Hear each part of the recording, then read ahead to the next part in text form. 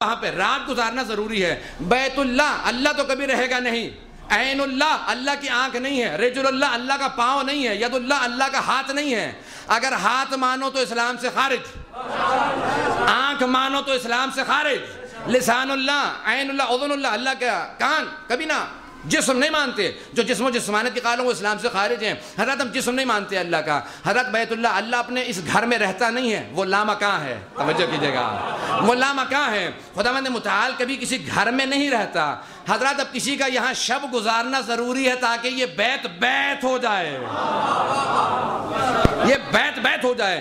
اللہ سبحانہ وتعالی نے کہا فَنَفَخْتُ فِيهِ مِن روحی، اپنی روح پھونک دوں. یعنی ایسی نہیں ہے کہ اللہ سے نکل کے جناب آدم میں گئی، یعنی روح اللہ نے بنائی تھی، اللہ سے منسوب تھی. گھر اللہ سے منسوب ہے. حضرات ایک مرتبہ خداوند متعال نے کہا یہ گھر مجھ سے منسوب ہے، لیکن کب لائق پرستش ہوگا، عبادت کے قابل ہوگا؟ جب یہ بیت ہو جائے گا. حضرات اب کسی کو وہاں پہ رات گزارنا ضروری تھا.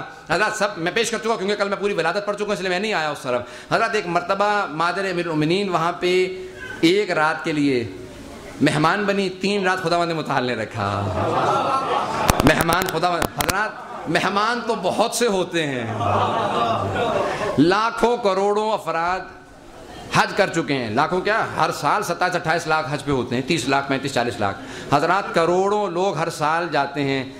مہمان سب خدا کے ہوتے ہیں، مہمان نوازی ایسی خدا نے کبھی کسی کے نہیں کی. ایک مرتبہ دیوار سے در بنے، استقبال ہو، اندر سے آواز آئے یا فاطمہ ادخلی، تشریف لائیے. حضرت ایسا استقبال یہ جناب فاطمہ بنت اسد کا علی ابن ابی طالب کی وجہ سے ہو رہا تھا. آئے امیر المؤمنین، حضرات میں نے تمام کر دیا، اسی پہ تمام کروں گا. حضرات یہ جو بیت ہے آج، بیت اللہ، اللہ کا گھر، جس کے لیے ہم سب کے سب کہتے ہیں کہ خداوند متعال نے بہت سے فضائل اس سے وابستہ ہیں، بہت سے مراتب ہیں. اب میں نے جو حدیث اختیار کی تھی کہ علی مع القرآن والقرآن مع علی، علی قرآن کے ساتھ ہیں، قرآن علی کے ساتھ ہے، بس اسی حدیث پہ تمام کروں گا صرف اور صرف ایک دعائیہ جملے کے ساتھ. پروردگارہ، رسول خدا نے کہا ہے، فرمایا ہے مثل علی فی امتی کا مثل سورۃ التوحید، علی کی مثال میری امت میں سورہ اخلاص جیسی ہے، سورہ توحید جیسی ہے. حضرات ہے نا، ذہن میں ہے حدیث. علی ابن ابی طالب کی مثال سورہ اخلاص جیسی ہے. جیسے سورہ اخلاص کو 1 مرتبہ پڑھو تو 1/3 قرآن کی تلاوت کا ثواب، 2 مرتبہ پڑھو تو 2/3 قرآن کے تلاوت کا ثواب، 3 مرتبہ پڑھو تو پورے قرآن کی تلاوت کا ثواب ملتا ہے. جس نے علی کی ولایت کا زبان سے اقرار کیا اس کے پاس 1/3 ایمان آیا. جس نے زبان سے اقرار کیا، دل سے محبت کا اظہار کیا، اس کے پاس 2/3 ایمان آیا. جس نے زبان سے اقرار کیا، قلب سے مانا، عمل کیا، محبت کا بہت زیادہ اظہار کیا اور اپنے عمل سے مولا کا ساتھ دیا، وہ مستکمل الایمان مومن ہوا. حضرات جب تک کہ امیر المومنین کا ساتھ پوری طرح سے نہ دو تب تک مومن نہیں بنتا، ایمان نصیب نہیں ہوتا. پیغمبر صاحب نے کہا مثل علی، اور ایسی بہت سی احادیث ہے جو میں ذہن میں لے کے آیا تھا. ایک ہے حدیث علی بن ابی طالب کی مثال سورہ توحید کی ہے، مثل علی فی امتی کمثل کعبہ، علی کی مثال میری امت میں خانہ کعبہ کی ہے. علی عبادتوں کا مرکز ہے، خانہ کعبہ عبادتوں کا مرکز ہے. علی کی ولایت تمام کے تمام افراد کے ایمان کا مظہر ہے اور مرکز ہے.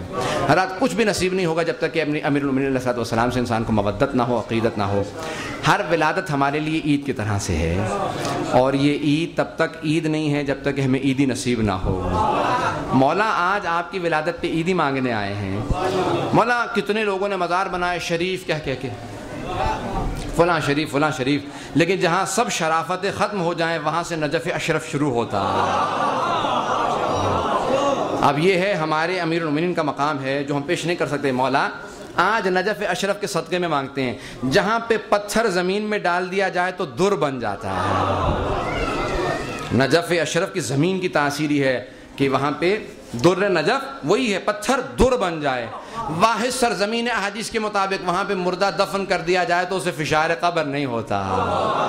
اسی لیے اس وادی کو وادی السلام کہا جاتا ہے. حضرات یہ امیر المؤمنین کا کرم دیکھیے، جہاں پہ وجود ہو وہ زمین وادی السلام بن جائے، سلام کی بستی ہے. اور اگر کہا گیا مولا اگر کسی آپ کے دشمن کو دفنا دیا جائے کا فرشتے اسے وہاں سے نکال کے کہیں اور لے جائیں گے. اور کہا مولا اگر آپ کے کسی دشمن کو کسی ایسی جگہ پہ دفن کر دیا جائے جہاں آپ نے کہا عذاب، کہا وہاں سے فرشتے نکال کے وادی سلام لے آئیں گے۔ حضرات یہ احادیث میں کہوں گا ایسے امام کے ماننے والے ہیں جس نے مرنے کے بعد تک ان باریکیوں کا لحاظ رکھا ہے۔ پروردگارہ تجھے واسطہ ہے آج کے اس امام کا، اس حجت خدا، پروردگارہ جس امام کے صدقے میں کائنات کو ایمان ملا، پروردگارہ بیت اللہ کو شرف نصیب ہوا، پروردگارہ نجف کی بستی وادی السلام بنی، پروردگارہ جس کے بیٹے بیٹیوں کے اندر یہ سوچنا مشکل ہو جاتا ہے کہ ان میں سے ایک ایک کے بعد کس کا مقام کس سے افضل ہے، حضرات تقابل کرتے ہوئے جن کے بچوں کے متعلق انسان ہمیشہ سوچتا رہتا ہے کہ کتنے بافضیلت ہیں۔ پروردگارہ تجھے واسطہ اس ہستی کا جتنے مومنین موجود ہیں کسی کی دعا کو رد نہ فرمانا۔ پروردگارہ پاکستان کے حالات بہت خراب ہیں، پاکستان کی حفاظت فرما۔ پروردگارہ جتنے بھی پاکستان میں مومنین مسلمین بسے ہوئے سب کی جان مال تعلق کی حفاظت فرما۔ پروردگارہ تفصیل سے مولانا دعا کرائیں گے، پروردگارہ عراق کی، افغانستان کی، فلسطین کی، خصوصاً پاکستان کی حفاظت فرما۔ جتنے مومنین یہاں پہ موجود ہیں پروردگارہ سب کو امیر المومنین کی ولادت کا ایک ایک ہدیہ دے۔ پروردگارہ جو تیری بارگاہ میں امیدیں لے کے آئے ہیں، مرادیں لے کے آئے ہیں، علی کی بات مشکل کشا کے صدقے میں سب کی مشکل کشائیاں فرما۔ اے مشکل کشا ذرا ایک مرتبہ آ کے دیکھیے کتنے چاہنے والے بیٹھے ہیں۔ آج میرا دل کہتا ہے سب سے بڑا جشن جو ہے نجف اشرف میں ہو رہا ہوگا، جہاں پہ امام زمانہ انبیاء کا ائمہ کا استقبال کر رہے ہوں گے، کہتے ہوں گے آئیے تشریف لائیے، میرے جد امجد کی آج ولادت کا جشن ہے۔ پروردگارہ تجھے واسطہ صاحب الزمان کا ایک مرتبہ صاحب الزمان سے کہ اس مجمع پہ نظر کرم کر دے۔